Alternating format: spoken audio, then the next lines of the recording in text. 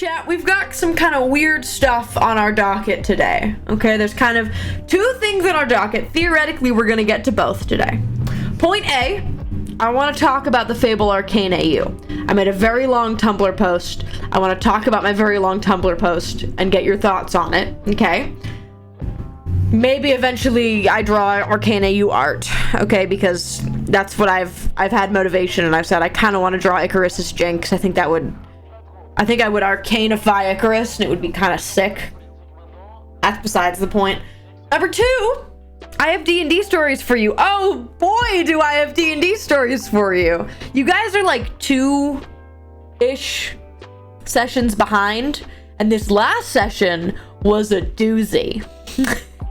And it has made me not stop thinking about my D&D party for the last couple days because of this last session that we've had. Guys, I love inter-party conflict, where like the party might start fighting each other. Isn't that so fun? Isn't that like the funnest, you know?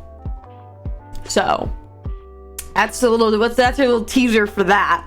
But yeah, I'm gonna be drawing in the background, chat. I told you guys about this the last time we did an art stream, but chat, I'm working on doing tarot cards for my D&D party in the kind of style of stained glass, and I have the sketch started for the next one for my boy Essek. So while I'm talking today, I'm gonna be doodling in the back. Doodling in the background. Also, chat, this is a side note, and not to excuse you. Excuse you, Mr. Vroom. Also, chat, I realize now that I drew this and I didn't give it to you guys. I drew Fight Club Ash, like for fun. It's just, oops, took off shirt. I was gonna change the fit more, but I drew Fight Club Ash because I think I should draw Ash more than I do. So I was like, I wanna draw Ash. I realized I didn't give this to you guys, and I very much could have. But yeah, I drew Fight Club Ash because I like him. But yeah, this is our kind of main thing on the docket is to draw our little guy. But first things first, chat, I want to talk about Arcane. And I also can to be clear, I could just sit here and talk about Arcane in like the normal way, where like it's me actually just talking about like the plot and what I think's gonna happen. But that's only part of why it's consuming me. Okay? This is only part of why it's consuming me. So first thing I will say first off, spoilers? Basically everything I'm gonna talk about is in season 1. There's a little bit of season 2, but the AU that I kind of wrote up together is mainly based on the plot of season 1, and that's what you should go off of. There are no spoilers for Act 2 of season 2. I haven't seen it yet. But maybe a little for Act 1 of season 2, a little bit of spoilers. You know how it is. Nod. Haven't watched it at all? You don't need to. I mean, you should. To be clear, great show. Go watch it. But this stands for itself. So chat, I made a very long Tumblr post. I made a really long Tumblr post yesterday because I'm a nerd. And there's a lot to unpack in this. Right. Because first things first, I will say, okay. First things first. If you haven't watched Arcane, you absolutely should. If you don't like League of Legends, I don't think most people who watch Arcane do. But if you're gonna watch Arcane and you don't plan to, at least watch it for the art. The art is like, is spectacular. I don't think if the plot wasn't good, I would still watch it because of how pretty it is, but the plot is good. And it's that pretty. And that's like my main thing, because some of my friends haven't watched it, and I was like, I know you don't like care, but like, at least watch the fight scenes, man, because when they fight scene and then they make it like stylistic,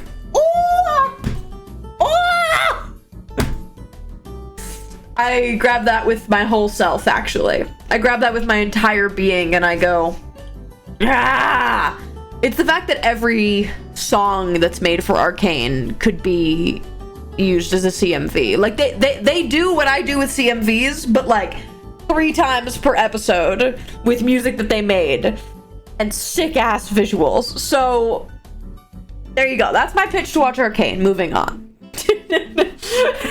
We'll move past that. We'll move past the pitch for me to get you to watch it. All right. The edits are insane, actually. The fan content for Arcane is kind of sick. The cosplays who've done like all the dripped up gear of all the characters is so cool. It's so cool. Yeah, the edits are so satisfying. Arcane and League of Legends are literally all that I've had on my mind for weeks. I want to learn the art style. It's tasty. Okay. But here's my point to this all. My fable AU. Right? Let's make a couple things clear. This is not a like parallel plot to Fable. Okay? Sometimes when you're making an AU, you tag everybody and it works mystically and the plot is like the same as it is in the canon. This not so much. This though is in the same way that like I talk about how like Icarus but raised by Fable. You know what I mean? Like Icarus but raised by Fable, where it's a slightly different dynamic than what you see in the actual telling of Fable. And this is pretty close to Icarus raised by Fable. So point A, the center point of this AU, the center point of this AU is Icarus's Jinx. Right? Everything in this AU, to my mind, is built around that fact. Because yeah. If you look at Icarus's Jinx and Silco's Fable, right? I wrote my little paragraph here. My sources, you're asking? What are my sources? You know that scene? The finale. Okay, so at the end of season 1 of Arcane, there's a scene where Jinx is kind of having an identity crisis and kidnaps Vi and Silco and sits them both at different ends of the table, and basically they both like pitched their case, one might say, as to like why Jinx should go with Vi or why Jinx should go with Silco. And that scene is like the epitome of the AU to me. Right. Also Caitlyn. Caitlyn's also there. But there's a line where like Vi is talking to Jinx and it's working, and it's like, you're Powder, you should come with me, you need to go home. Powder is Sherbert. You are Sherbert. You're my brother. You need to come with me and we'll go away together. We'll be safe, just the two of us. We can be happy. And Jinx is like, that sounds pretty good. And Silco's like, he's like muffled, right? And he's talking through the muffle. And then Jinx is like, okay, fine, what do you have to say? And like, to me it seems like he's gonna be like, you should come with me so we can no. All he wants to do is correct Vi calling her Powder. And that's it. That's it. That's the thought. You know what I mean? That's the thought. And that's like 90% of the paragraph. There's also like a bit where Jinx like hears and sees Milo and Clagger. And that's just Haley. Like that literally happened in canon. That's literally It's literally just Kaylee. And then there's the point of like episode 2 of season 2, with that opening scene where Jinx is talking to like dead Silco, and it's like, that's just like post finale.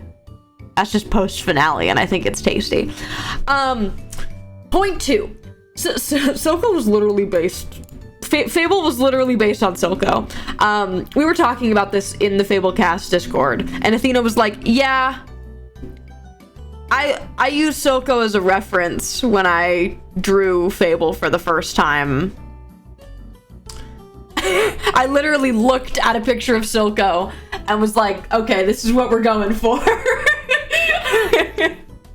And it's funny because he's literally like, I care about 2 things: taking over the world and my kid. And that's exactly the same for the 2 of them. You know what I mean? Yeah. The suit makes sense now. Yeah. Okay, I'm gonna skip further down in my AU because I want to talk about this. Okay. Now you need to hear me out about this, okay? For Isla as Vander. Because if you take like Vander and Silco and you're like, but what if they kissed? That's like, okay, but what if they were divorced? What if Isla Vander? And I think Isla should get to punch people, just like I think Ray should get to punch people as Vi. I'm a firm believer in that. It's goofy, but there's a couple scenes where like when Vi is like knocked out and she sees Vander and Vander's like, you need to get back up. That's literally, make that Isla to Ray, and it's tasty. It's tasty. Okay, now I come to you with my 2 interesting points here. My 2 controversial points. Because to me, these 2 are 50-50. These 2 are 50-50 to me. They work well in either direction. All right? They work well in either direction because Centros and Echo is fun because of the bridge fight in season 1.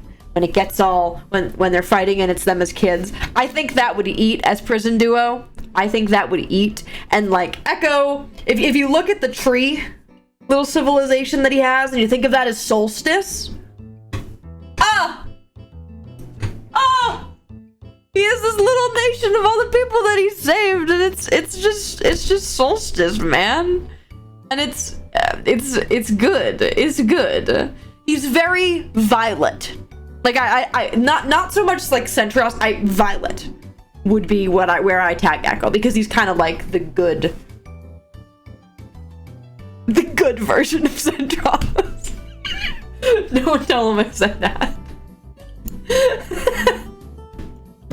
Yeah, he's very Violet. Yeah. Contrastly, all right, at that same time, if you have Centros' Echo, I texted Beck about this because I was watching, we rewatched season 1 before we watched season 2, and Savika might be Vexed RE coded. And not just because like co-workers dynamic, because it's like Savika is like Silco's number 1. And it's like, okay, if Silco's Fable, we're pulling from the co-workers here, it's gotta be Ven or Ari. And it's very much, in my mind, Vexed Ari. And I really like Vexed Ari and Jinx's relationship. Vexed Ari and Jinx. No, Vexed Ari and Ix relationship are similar to that. Of where it's like, we're working for the same guy, but we both hate each other. And I don't like you. But maybe we can get along. And they're good. They're good, okay?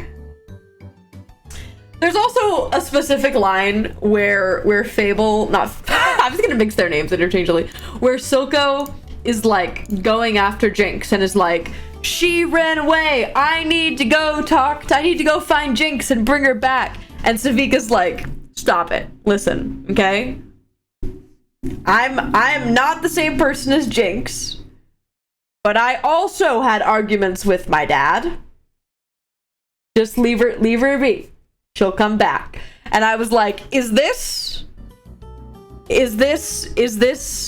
Arasana's daddy issues? I think it's good. You know what I mean? You know what I mean? I texted Beck about this and I was like, I don't know why, but that feels right to me. Okay. Contrastly, let's flip the narrative here, okay? Echo is Ari, and Tree Nation is like purgatory, and Ari is just like rebuilding the records and all like the allays and like the people of the Aether and giving like sanctuary. That's good. That's tasty. And then Centros is just the personality of Savika. Centros just has the personality of Savika. And that also prison duo. Because Savika and Jinx. So I'm like 50-50 on this. Okay? I'm like I could hear either way. I'm cool with either way. Thank you. Thank you. Okay. Now let's get into where I want your thoughts. Okay? Because Vi is Ray, right? Centros' Echo makes sense because of the time bomb. Yeah. Yeah. Echo and Jinx fight so much, and that's so prison duo.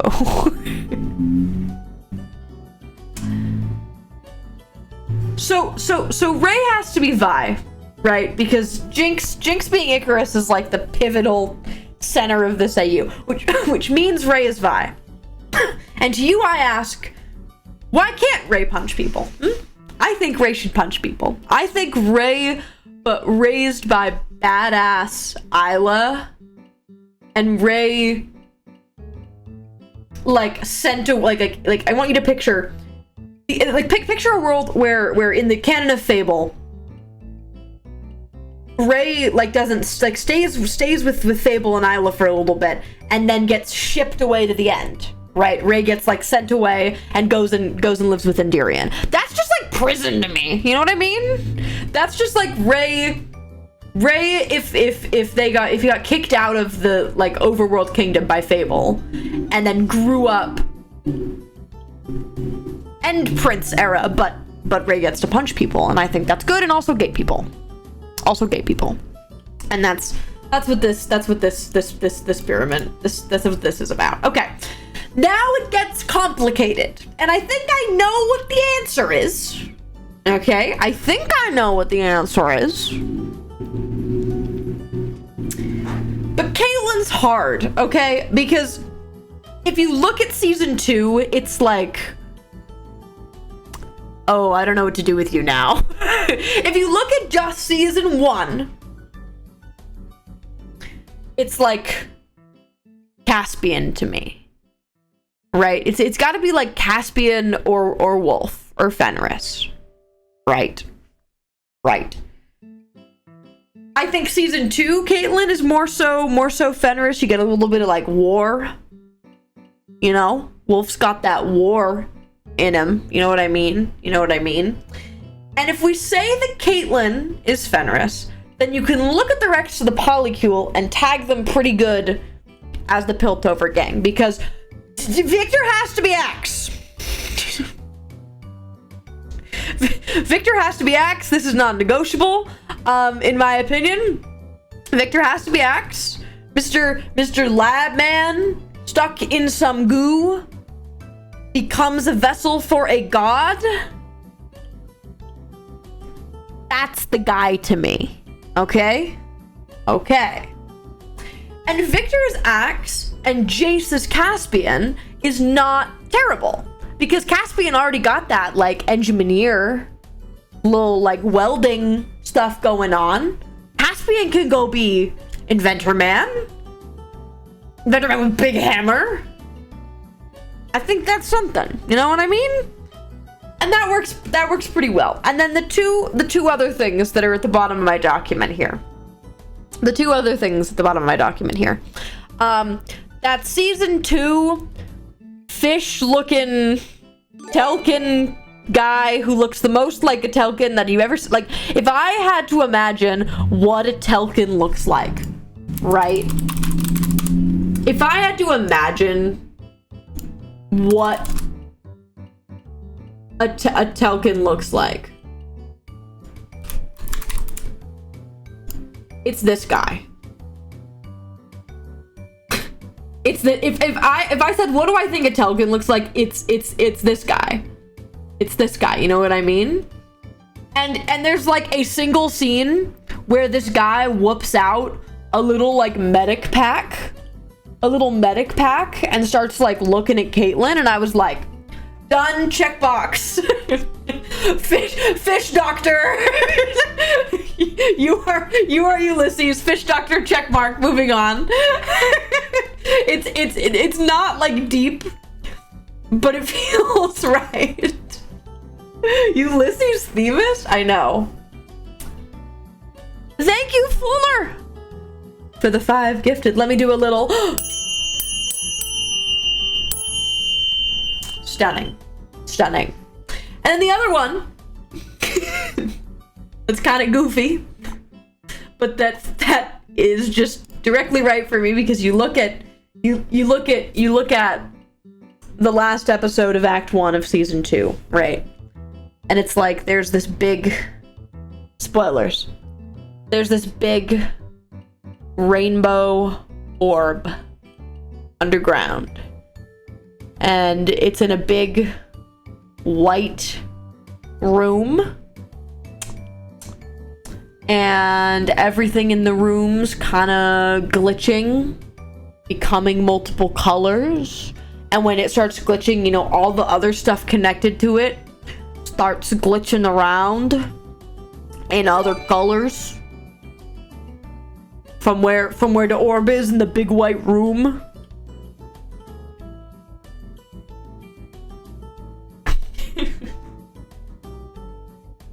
That's all. That's all. There's like, it's not even tied to like Icarus, which like if you're gonna like tag Quixis in this AU, but I like Quixis as like the orb. It's not the hex core, because that's what Vic, but like the arcane. It's giving Quixis. It's giving whack. I watched those weapons glitch around in the Vi and Jinx fight, and I was like, oh, your weapon gonna start glitching while you're fighting? Oh, all the weapons start glitching? Do they?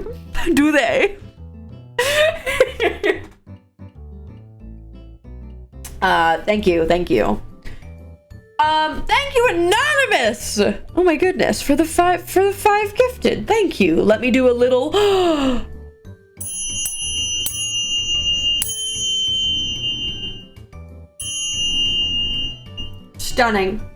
Stunning, dare I say. How far from sub goal? How far are we from sub goal? Where are we? We are like 11 away from sub goal right now. But yeah, chat, that's my thoughts. It's literally all I can think about, and then I'm gonna watch Act 2 and I'm gonna think more about it.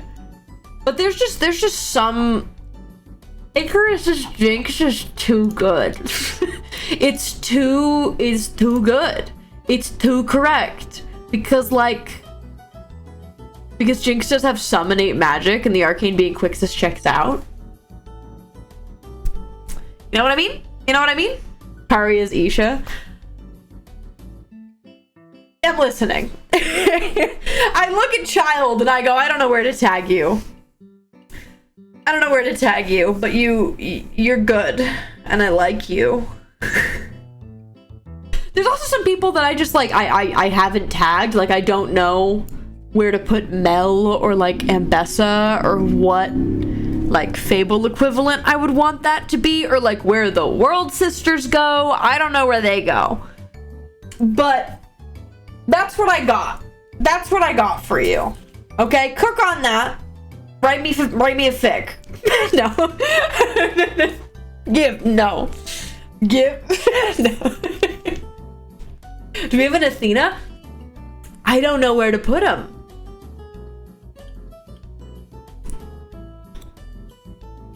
You know what I mean? Me writing right now? Athena as Isha? Oh, you.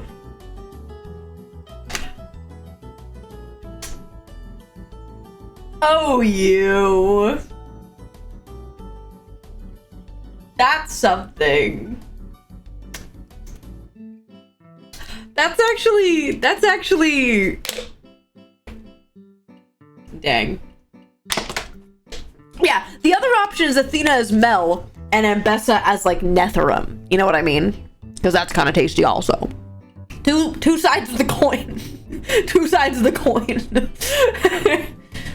two sides is the coin. Anyways, chat, I'll stop talking about Arcane now. Because can't stop, won't stop. You know what I mean? Can't stop, won't stop. Athena's Mel make more sense. It does. Double casting right here. It's real. I also have no idea who Heimerdinger is. I don't got a single clue who Heimerdinger is. That silly little guy. I don't know. I don't know. Shrug. Shrug.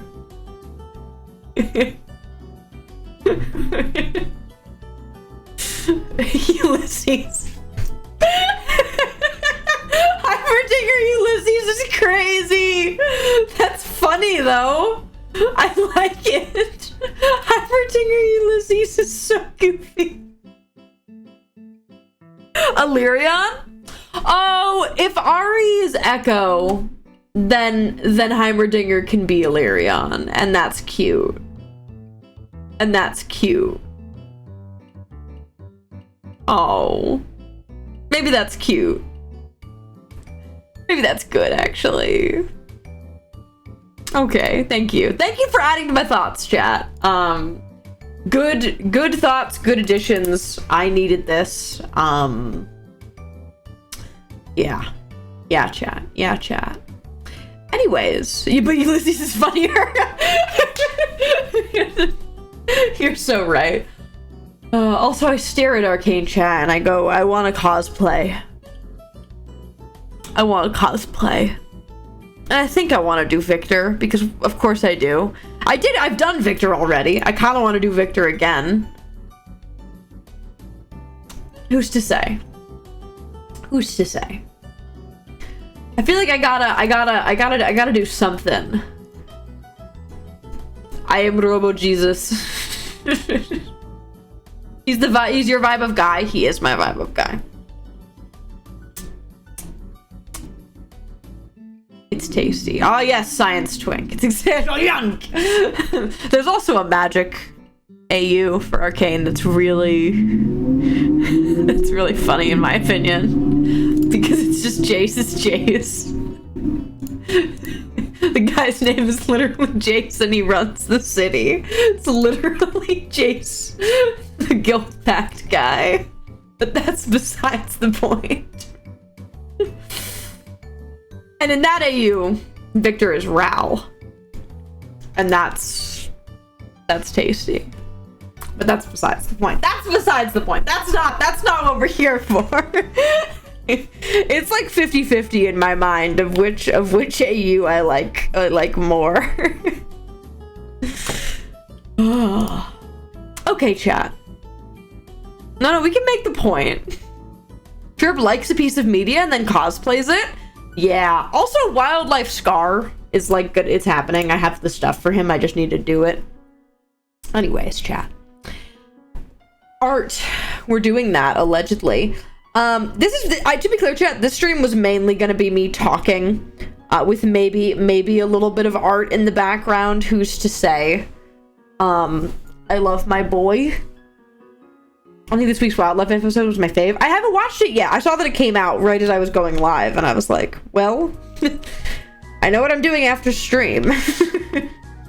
I know what I'm doing after stream. So, chat, do you guys want some D&D stories? And I will give you the context and the updates on all the things. Because you guys are like, I think 2 sessions behind. Is this man's whole fit? Hold on, let me give him a little strappy for my sanity. I know he's got a little cloak, notably. He's got a little cloak. We can give this a hood. And that's probably good enough. No, my boy. Yes, D&D. Yes. Okay. Okay, chat. So I have updates for you. So, first things first, let me do my little preface. I've been telling the story.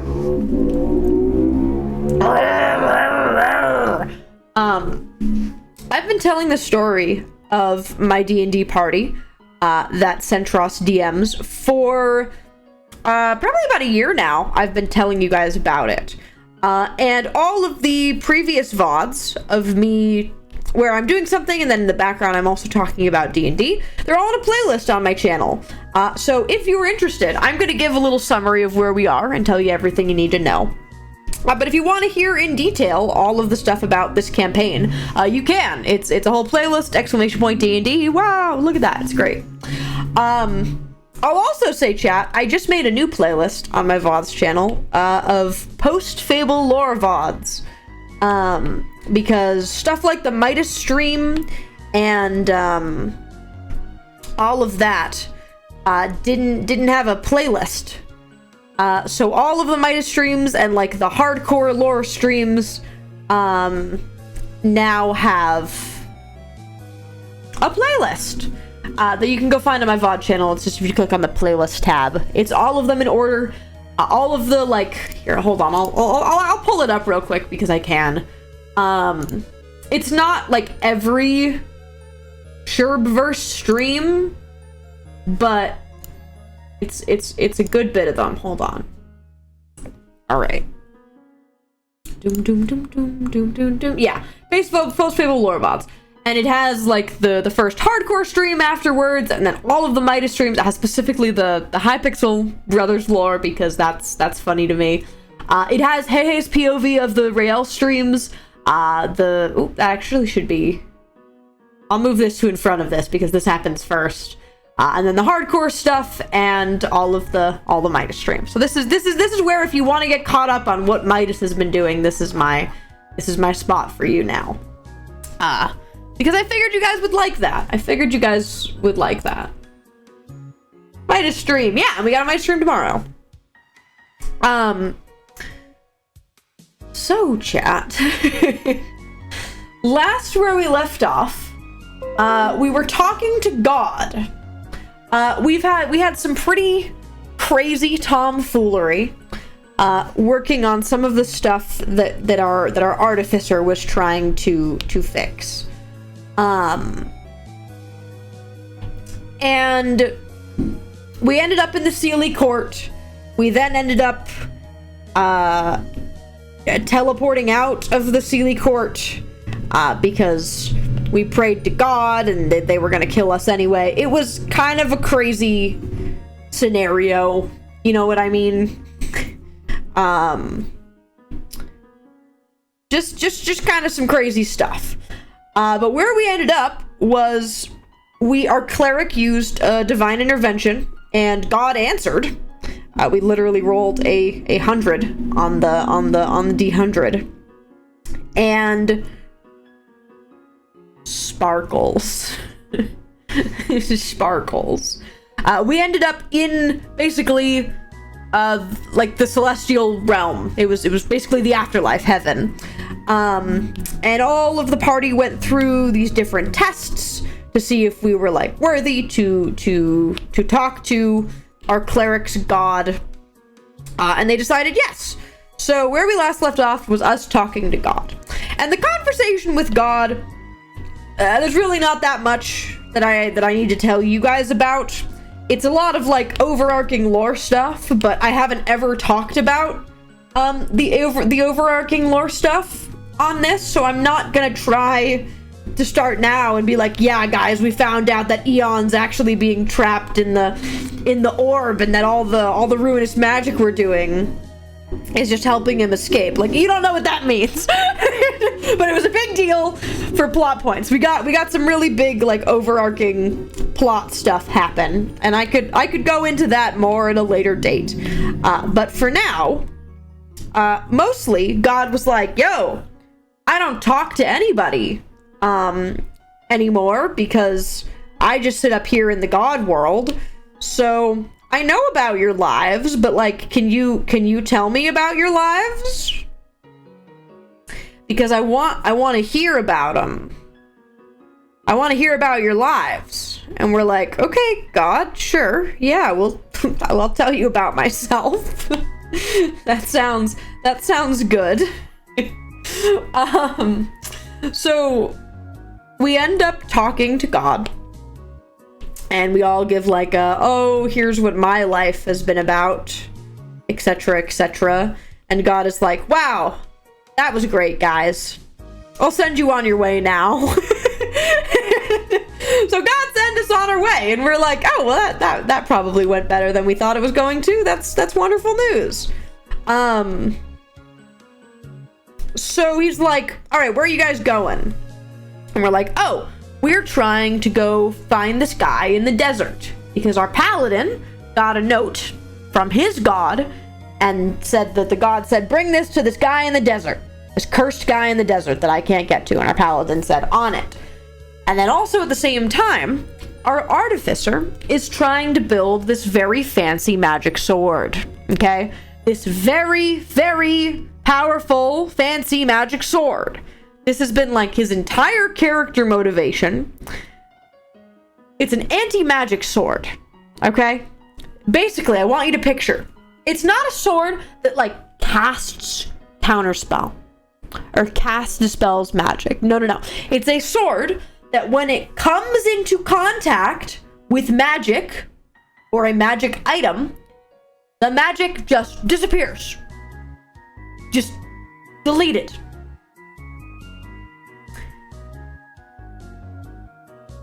Which is a really dumb item. You know what I mean? It's a really dumb item. Magic kryptonite. Yeah, magic kryptonite. And the whole party has been like, yeah, man, we'll help you build this sword. And every, like, powerful individual that we've talked to has been like, please don't make that sword. That could literally get rid of all magic everywhere if you do it wrong. And he was like, I want to make the sword, but I have to go to this special forge, which happened to be in the same direction as the guy in the desert. So we were like, okay, cool. We'll go to the guy in the desert, and then we'll take you to the forge. And the problem with the forge is like a very fancy, holy forge. Okay? It's a very, very fancy, holy forge. And in this fancy, holy forge, it has only been used, the whole forge, like 4 times ever in all of history. Okay? Because it's watched over by the, like, high clergyman of this other god, and you have to get their approval to use the forge. So we're talking to our artificer, and we're like, okay, we're gonna take you to where the forge is, but it is your job to get their approval, because we're not helping you sneak in. They will kill us. and if you want to go down that route, you can, and we'll get you to the forge, but we're not helping you make this sword. None of us even want you to make this sword, but you really want it, so yes, we'll help you. All right. I'm sure making magic kryptonite in the Fortress of Solitude is a great idea. Yeah, man. So God's like, cool, I'll send you to the guy in the desert. And we're like, oh, sick. So God sent us down into the guy in the desert. And the guy in the desert,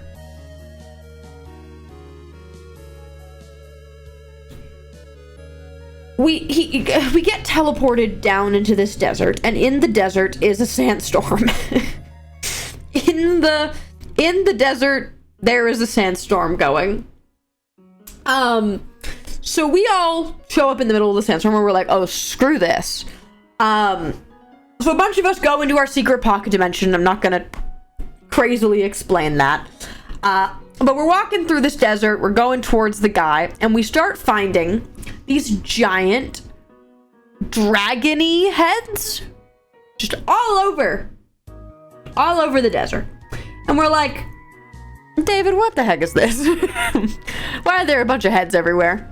And he's like, well, inspect them. And all the heads are made of different materials. It's like there's a wooden head, and there's an obsidian head, and there's all that kind of thing. And we're like, David, this is weird. What's all this then?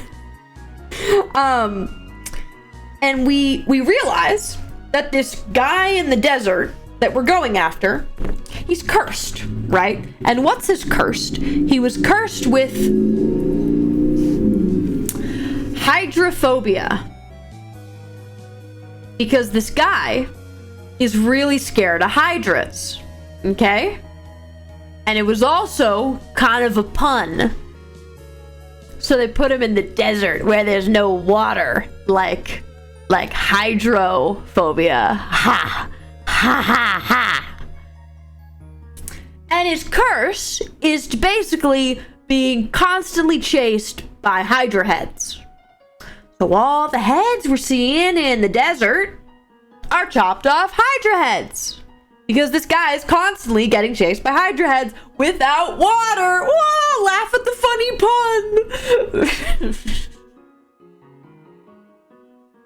Centros thinks he's funny, doesn't he? He does. He thinks he's really funny.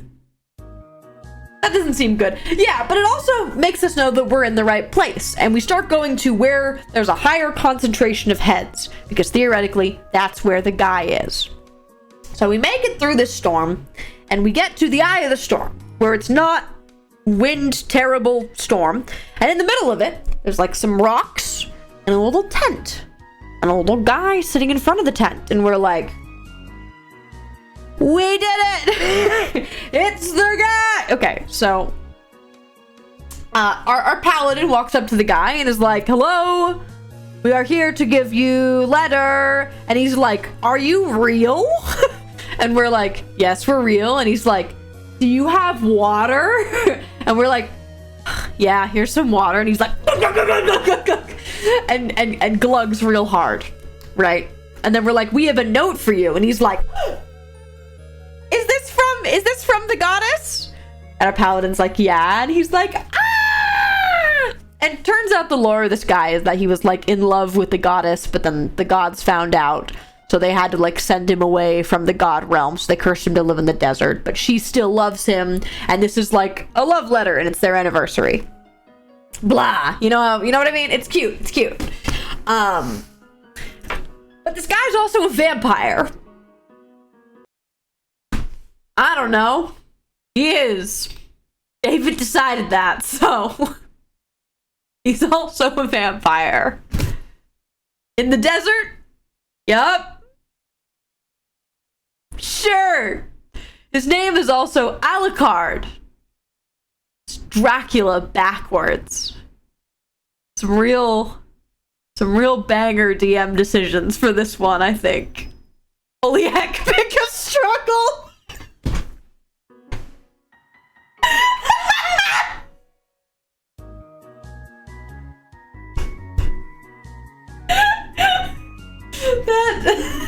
That just broke me. That just broke me. I'm sorry. Pick a struggle? So we get to this guy and we're talking to this guy and we don't really know if this guy is a good guy. And then like there's like a sound. Okay, there's like a sound, and he's like, try not to die. And we're like, pause? And then hydra heads come out of the ground. Who could have guessed that? Who could have guessed that? Who could have guessed that, actually? How could this have happened? we then go into combat against the Hydras, and this guy, like, turns into a weird Hydra monster thing. And we're like, he's gonna try and kill us, what the heck? And then there's also these 6 massive Hydra heads, like, sticking out of the ground on, like, necks. And we're like, great. And David has this, like, roll to see what the Hydra heads are made of. And the Hydra heads that we roll are the least convenient type. We roll, like, we have, like, 1 Hydra head that's made of magic runes. We have 1 Hydra head who's made of indestructible metal. 1 Hydra head who's made of anti-magic metal. And 3 Hydra heads that are made of wispy shadows. Cool. My character is a melee fighter. He's the tank of the party. All right, he casts spells on occasion, but he mainly has these big axe. He's a blood hunter. He's a blood witch. Frickin' hits stuff, and he hits it real hard and real good. And how many heads do you think my character was able to damage out of the 6? I'll tell you, it's only 2 of them. The anti-magic one and the one made of runes. The wispy heads and the indestructible metal ones, my character just can't hit. How many Hydra heads do you think I ran up to before I realized this? I spent almost the entire combat trying to fight the wrong heads. Because I went up to the metal head. I said, oh, that one has a solid body. Surely I can hit it. Clang! Okay, next one. Wispy Shadow. I'm sure I can hit this one. Whoosh! Dang. And at this point, the party had already taken out 4 of the Hydra heads. And my character, who is like beefed up, you know, like beefed up to, like, he spent all, like, he has a bunch of like rage type barbarian actions that he can take, and he spent most of his turns getting to like his big chungo mode and then running up and being like, I can't hit you. I can't hit you. And then, yeah, he did brutally kill the 3rd one that he went up to, which was the last one left. Did like 60 damage to it in 1 hit. Would have been great if that worked the first 2 times. To be clear, this whole time, we're really not sure if we're supposed to be fighting Alucard, Vampire Hydra Monster Man, right? We're really not sure if we're supposed to be fighting him. He does not help his case, because he starts jumping towards party members. But we then realize that he is jumping towards party members to heal them. And this man heals me twice, because I kind of take some Hydra hits to the face, because guess what? When I went up to a Hydra and it's not the one I can hit, you'll never guess, but how big are my lines over here?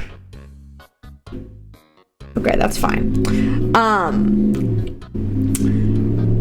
They get opportunity attacks. they do get opportunity attacks when I run away. So yeah. They got a lot of hits on me. And this guy was healing me. But I was still incredibly pissed at this guy, because his curse is not supposed to... The Hydra heads are not supposed to be able to attack other people. They're only supposed to attack him. And we did not think we were going to have to fight this guy coming into this. So we end up killing all the Hydras, right? We're just that good. Great job, team. Brutally killed all the Hydras. And my character is pissed because he's still in his like mega combat mode and just spent like the whole fight not being able to hit anybody.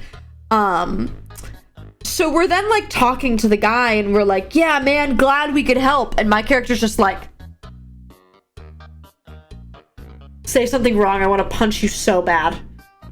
I don't care if you healed me for like 20 hit points. I want to punch you. I'm blaming you for this.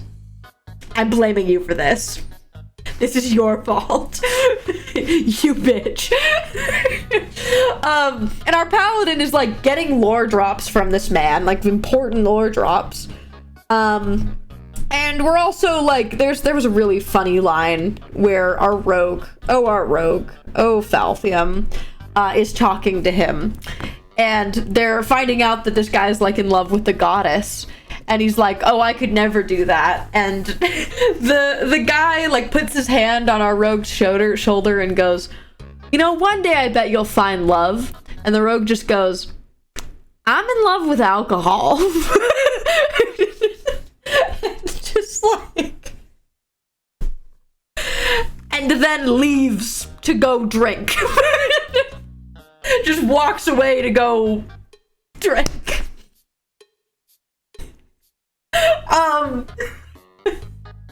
I don't need that. I'm in love with alcohol. Thanks, Falthium. You're great. Love you. Love you, man. To be clear, he offered this guy alcohol, and the guy was like, I really just want water. And he was like, okay, and just drank all of the alcohol that we brought out to give this man. We're like, okay, well, fair enough. Good job, Falthium. You go get drunk.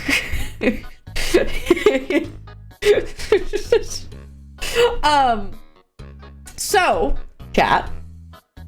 Continuing. We're getting lore drops from this man. My character finally cools off and is like, fine. Thank you for healing us. Can you please get us out of this dang storm? And he's like, oh yeah, where are you going? And we're like, oh, DeForge. DeForge is around here. And he's like, oh yes, the Forge. The Forge is around here. Let me do that for you. And we're like, okay. And what does this man do to get rid of the storm? Cast a spell? No. He starts by unhinging his jaw.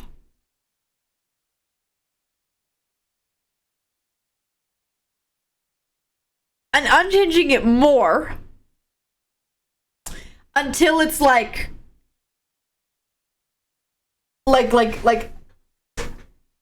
that, right? And we're like, what the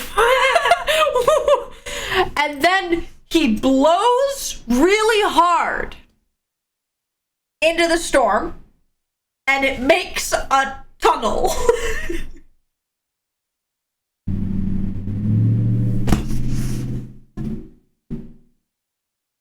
Beg your finest pardon, good sir. And he blows really hard and makes a tunnel. And he's like, yeah, you guys better go. And we're like, crap, and start running. And we have like a special pocket dimension we can go into, right? Because, okay, I do need to tell you guys about this for context of what I'm going to talk about next. We are friends with the guy who created Bags of Holding. And by friends, I mean reluctant comrades. We are friends with the guy who invented Bag of Holdings. And Bag of Holdings guy, all the Bags of Holding are connected to his dimension. His, like, special dimension where all of the bags are. And that's just how it is. And all the bags got destroyed because of some stuff we did. Oopsies. So now no one in the world has a Bag of Holding. But we kind of have a deal with this guy. So he made us a special Bag of Holding that's also like a house. And we can say a word and get sucked into our Bag of Holding. And there's like a bar and a spa. And we all have rooms. And all the bottles of alcohol in the bar refill themselves magically. Like, it's like stupid. We have a house. And we have 2 bags. Which basically means that when we're going to run through this storm, a bunch of us can go in the bag. And the people who have the fastest speeds can run. And basically it's like we're carrying us all. So we don't all have to be the fastest in the West. We only just have to have our top runner or maybe 2 to run through the storm. So a bunch of us go into the bag. My character makes tea. Mambu's character has a weird interaction, which I don't need to get into right now, but she hallucinates a little, but she's done that before. And they make it all the way to the other side of the storm after like tripping a little bit, but they end up getting the whole way. Now, the other part that I have to mention about this bag of holding man is he's not in his body currently. Bag of holding this man is named Numinous. Ooh, that's his name. Okay, his name is Numinous. And he ended up switching bodies with one of our party members. Except he didn't have a body. So he is currently living in my son. This is my boy, who I'm literally drawing right now. I want to be clear. I'm literally drawing this man right now. He's in my son. And my he's not my real son, but he's my boy. My boy, he's my boy. I love him very much. That I picked up off the side of the street. And he basically kicked Essex's soul out of his body and just moved in. And I was very upset about that. We made a deal that we would help Numinous get his body back in exchange for him helping us get Essex's soul back into this body. And some other stuff in part of the deal. We made this deal with him, and he's basically been traveling with us. And I hate him entirely because he kicked Essex's soul out of Essex's body. But it's fine. We've recently gotten kind of chiller with him. And he made us these special bags of holding. Very, very cool. So we get to the other side. I had to mention that for plot reasons that's about to come up. We get to the other side of the storm, and wow, we're directly in front of the forge. I'm totally fine with that. I'm not going to complain. Yeah, we are literally directly in front of the forge. How detailed do I go over here? Maybe detailed enough to do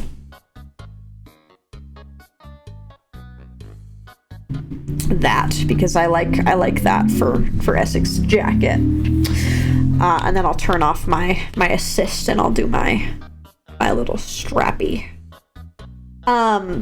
But we end up literally directly in front of the forge. And we're like, oh, wow, that's great. And our artificer is like, oh, wow. I don't have everything I need to make the sword. And we're like, I thought that was the whole point. I thought we finished getting everything for the sword. And now that we were going to the forge, you could make the sword. And then you'd be done with the stupid thing you're trying to do. What do you mean you don't have anything? I thought you've been telling us these 3 ingredients for the last year of out of campaign time. What do you mean you don't have everything to make the sword? And he's like, well, I can make the sword, but I can't make the sheath for it. And we're like, a sheath for the anti-magic sword? Yeah, that's pretty important, because otherwise it's just going to be hanging about. It's anti-magicness. Yes, you need a special sheath. And he's like, yeah, I need platinum dragon scales. And we're like,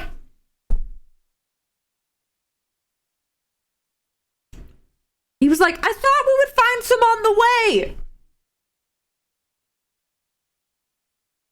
So we're like, okay, go ask Numinous, because Numinous probably, if anyone's gonna have some, it's Numinous, and he's our friend. So go ask him. So our artificer goes into the back, and this next section, okay, is where the session starts getting crazy. All right, he goes into the bag to go talk to Numinous. We're all standing on the outside in front of this forge, and our paladin's giving us like the rundown. Okay, our paladin's giving us like the rundown, like here's how you refer to the different clerics. You should only do this so that you don't get like smited and we don't get kicked out, you know. And I'm like, okay, no, what are we doing if they say no to him using the forge? And they probably will. So we start talking and we're like, we got him here. We're not gonna die because this guy's stupid sword. Okay, he has other things he can do. It's up to him to make the sword, but we are not being involved in this. And we're like, okay, well, what if like they like try to kill him? Are we trying to save him? Are we trying to break him out? And we're having that conversation. Meanwhile, he goes into the bag. Okay, he goes into our bag, into our special little house, and starts looking for Numinous, because Numinous went into the bag a little while ago, and he went about, because it's, you know, it's his dimension. He can go wherever he wants. And he notoriously is really, really greedy and has this like massive house of everyone's bags of holding and all of their stuff, and it's all his. He's that kind of guy. But our artist sister starts calling out and is like, Numinous, I need to talk to you. And he finds him. And he finds Numinous, like, keeling over in pain. And we're like, for why? For why? For why is this happening? And our artificer's like, hey, I need platinum dragon scales. And Numinous, in Essex's body, is like heaving on the ground. And our artificer's like, I need platinum dragon scales. And Numinous is like, now is not the time for this. And he's like, yeah, man, you okay? And he's like, no, I'm not okay. I have runes all over my body. So we did know about this. So Essex, without going too crazy into what this kind of Essex backstory and where he has been several times that our party has lost him, but a little while ago, he kind of got experimented on by one of our big bads. One of our big bads kind of kidnapped him and did a bunch of experiments on him with this special type of magic that I've talked about before. It's called ruinous magic. It's not the same as the magic that spellcasters use. It's like raw, special magic. And the way that you, like, you can basically cast whatever you want for free, but it has a setback. And the setback is that it slowly starts filling your body, covering your body in runes, like glowing runes. And as far as we know in the party, there's no way to really get rid of them, except for this one, like, potion that we found in this ancient city. And we still have some of this potion, but we haven't really had to deal with anybody having runes. And I knew that Essex's body was covered in runes. And I said, oh, we'll fix that. But then Numinous showed up, and you can see, I don't know what layer they're on, but he's got runes down there. And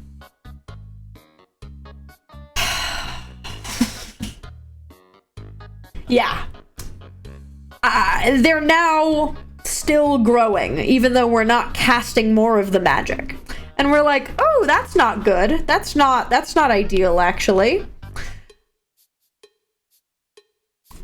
So he's like, I'm trying to get back at the runes, which we realize are at about 90%. Which, for context, he has about a week to live before the runes fully cover his body and he dies.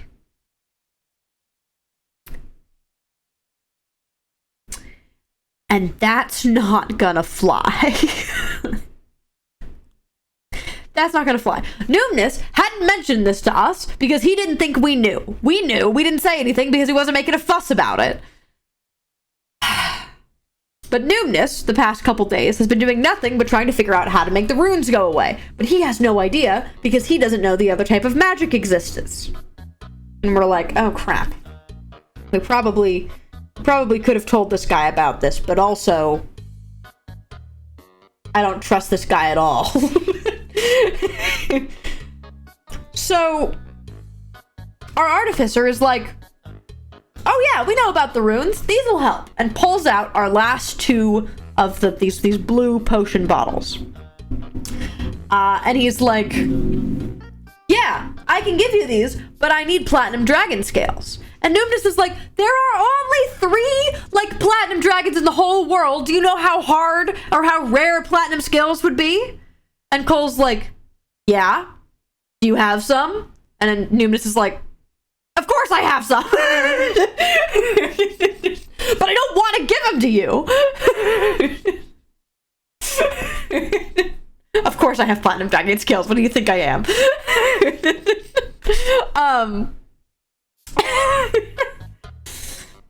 And he's like, but I want those vials, and I want Hydra. And Hydra, different than the other Hydras that I've talked about, is a big, like, robot thing that we have in the party. I don't use him much because I recently got ownership of him, but I didn't ask for that. So I don't really know how to use him, because our artificer had some weird stuff happen. I don't need to get into that part of it. But Numinous is like, I want Hydra.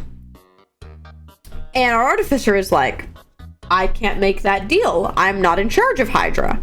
Blade's in charge of Hydra. And Numinous is like, okay, well, you should just make the deal now, because clearly, you need the Platinum Dragon skills, and I need to live, and just do that. And our artificer is like,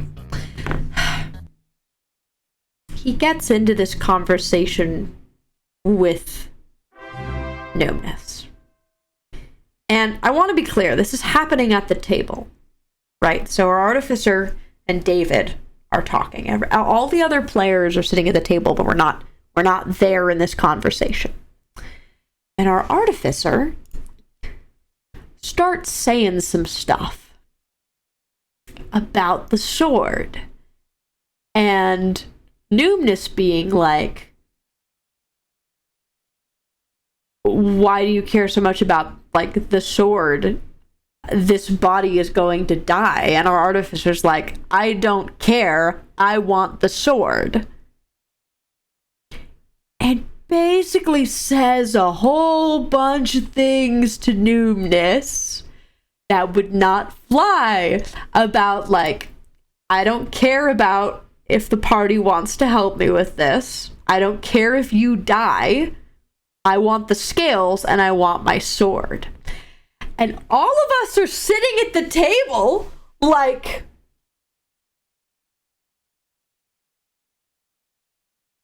yeah? And we're like, okay. Okay. And our artificer's like, fine. I'm gonna go talk to Blade and I'll get Hydra. And Numinous is like, sure, but I wouldn't say any of that to them. And he walks off. And he comes out of the bag and he goes, Blade, I need Hydra. And I'm like, okay, yeah, for what? And he's like, Essek is dying. And I'm like, drop everything. What do we need to do? like literally, that's Cole who wants the sword? Yeah. I literally drop everything and go, okay, what's happening? Is it the runes? I need to fix the runes. Yes, of course he can have Hydra. It's not even a question. Yes, yes, yes. And he's like, cool, and I get my scales. And I was like, yes, I don't care about your scales. I want to make sure that he's okay. Could you have the vials? You have the blue vials. You're going to give them to him, right? And he's like, yeah, we got to go make a deal for my scales. And I'm like, okay, fine. We're going in. So me, our artificer, and I grab Mambu's character. Because we kind of have a deal with Numinous about, you know, getting him a body and putting Essek's soul back in his body. And I want to make everything sure is in tip-top shape. So we go in. And they're like, Numinous, where are you? And he comes out. And I'm like, okay, get over here. And I like straight up like pick him up. And he's like in severe pain. And I put him on the table. And I'm like, Cole, give me a goddamn blue vial right now, you And we literally max roll on the healing for the rune, so it goes back a good bit. And we're sitting there, and I'm like, you can't die.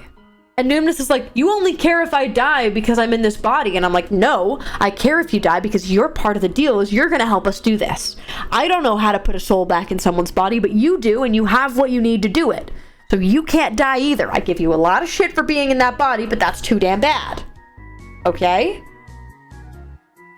So we're gonna fix this. Yes, I knew it was there. I have somebody who's helped with this before in the past and received some of the runes. So we're gonna work through this together, okay? You're gonna tell me about this. I'm gonna tell you.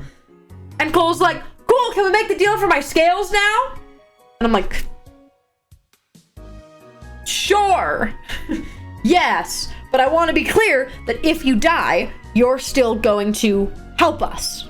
And Numinous is like, if I die, I literally go to hell and I can't help you. And I'm like, okay, we have a demon in the party. She will go down there and get your ass back here to help us do it. And at this point, Mambu's character steps in and says, hold on. We have a lot of verbal deals here. Do we want to write down like what we're actually talking about here and make sure that in the contract is that you don't die? And Numinous is like, yes, I would like that. And Cole is like, put my scales in the contract.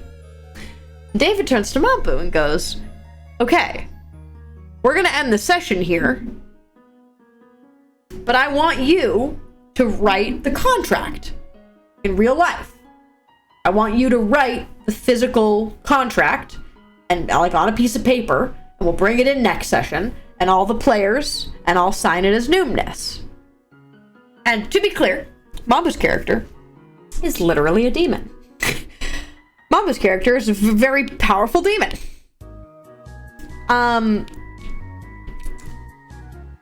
And she's gonna write up a fancy demonic contract for us. And that's where session ended, but that's not where the story ends. Because this entire time this is happening, I'm texting Mambu. And nobody in the party, other than our artificer, cares about this sword. Right, cares about getting the sword. We actually all think the sword is a terrible idea, but we're not gonna tell him no. Right, so Mambu starts texting me and goes, hey, I want to do something. And I'm like, what do you want to do? And she was like, I want to make a fine print.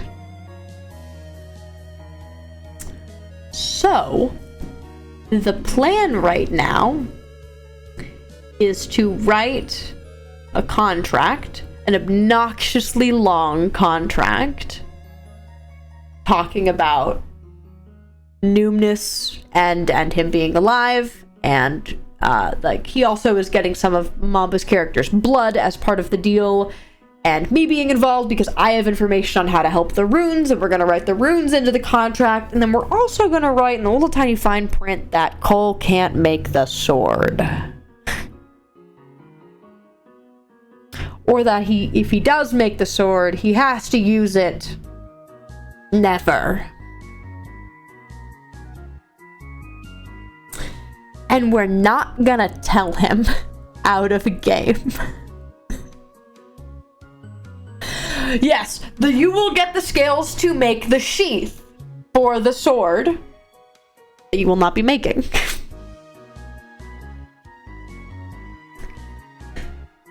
So that's our plan right now, chat. Which I think is a fun little plan. That stuff wouldn't fly in the Danish court system, I'll tell you that for sure.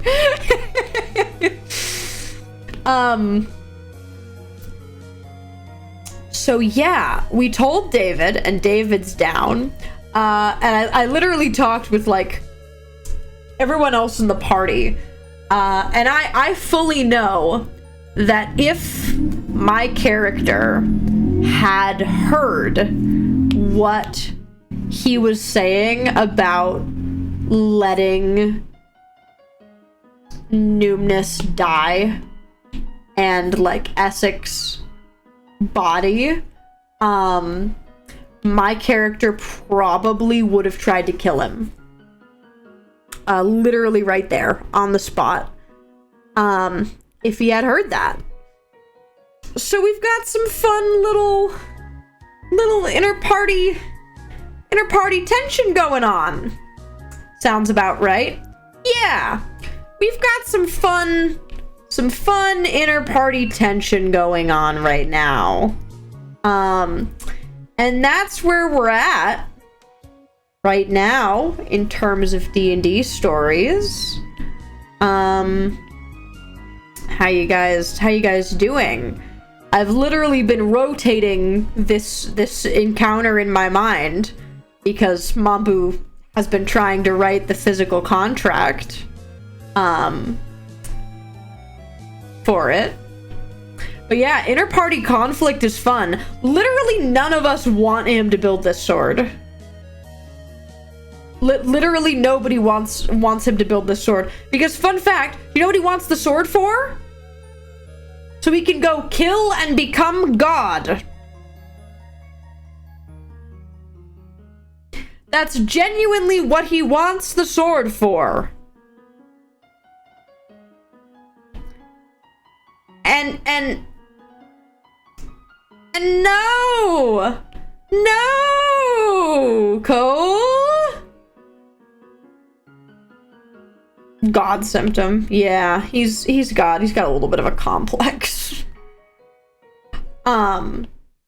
So yeah, we're gonna see how that goes, but I'm mainly worried about my boy, more than anything else, because we don't know that, like, if the body dies, we don't know that the soul is safe, because we do know where his soul is. We can't get it back though, but we do know where it is, like who has it, and right now it's in not safe hands, but reasonable hands.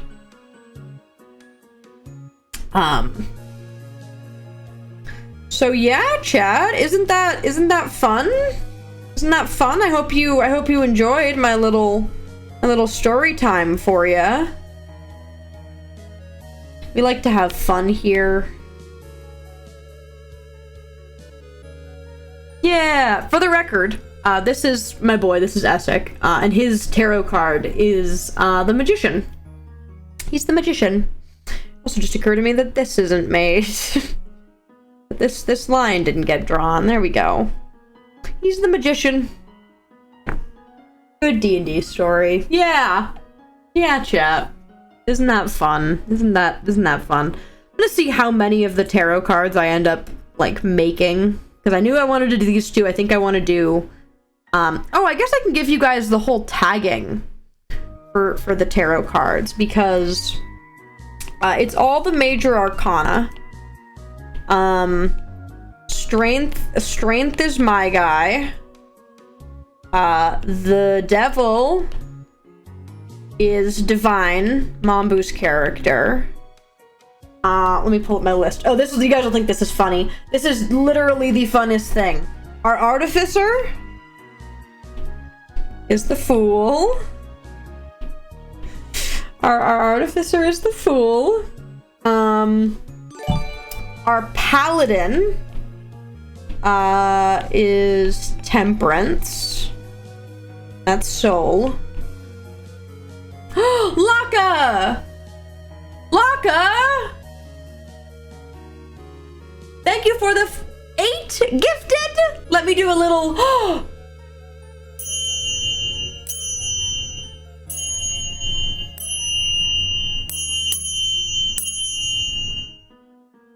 Yeah! 2 total. Yeah! Yeah! That's a very... Thank you. Is that sub goal, by the way? Is that sub goal? I think that is. I don't actually know if I can do math. Yes, that's sub goal. Local guy couldn't do math for a moment. Okay. Another PowerPoint stream. Yay! Yay! It is? Oh no, it's not. I can't do math. That's not math, actually. I can't. I was right. I couldn't math. We're 4 away from sub goal. Here we go. Math guy couldn't do math? You shut up! You shut up! You shut up! You shut up! You shut up! So this is the main party. These are all of our player characters. Tarot cards, but we did more than that. Because we did our NPCs, which is Essek is the Magician, which I love. Kelsey, who's with our party, is Justice.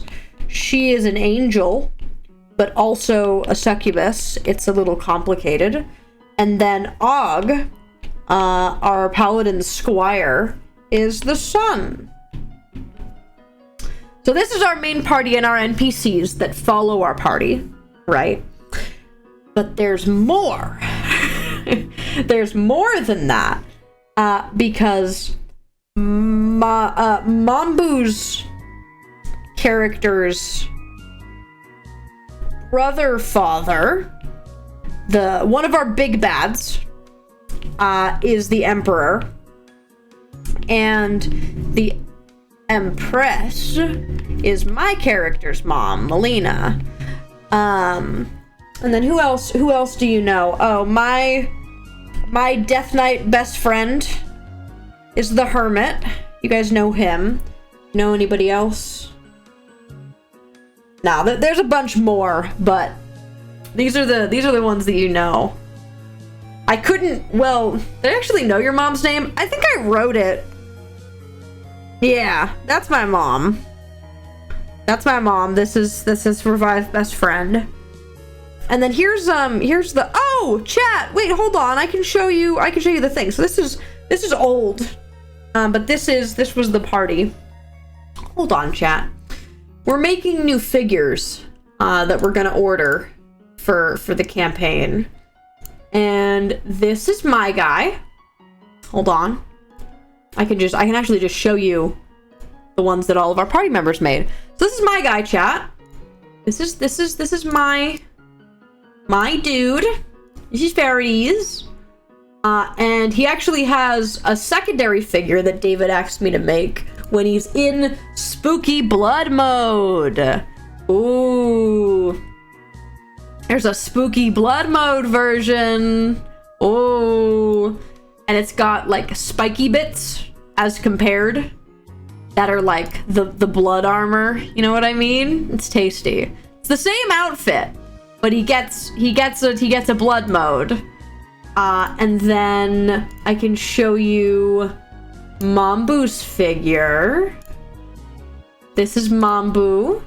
This is Divine. Whee!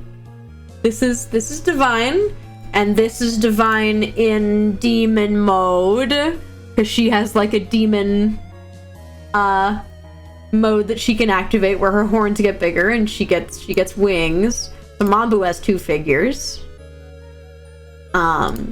She gets to be like 10 feet tall when she goes into demon mode. And then this is this is our artificer. You can see what he looks like. He has metal wings that I bought him. My character bought this man his big metal wings. This is our artificer. He changed his design a bit. And let me double check that I can show this one. This is our cleric.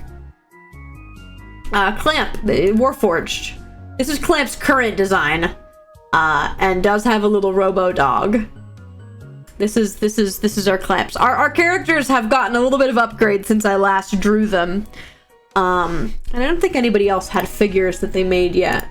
Did Soul do his? No, and Valthium didn't do his. No. Okay. When I have the other figures, I can give them to you. But we now have like proper character references for our guys. So, wow, what's the doggo's name? Tiny. The dog's name is Tiny. We have a surprising amount of little robots with our party. We have a little robot bird, we have a big robot, we have a robot dog, we have a robot party member. I have a robot arm. A lot of robots involved with our life.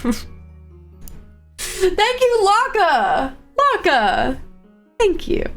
For the 5 gifted!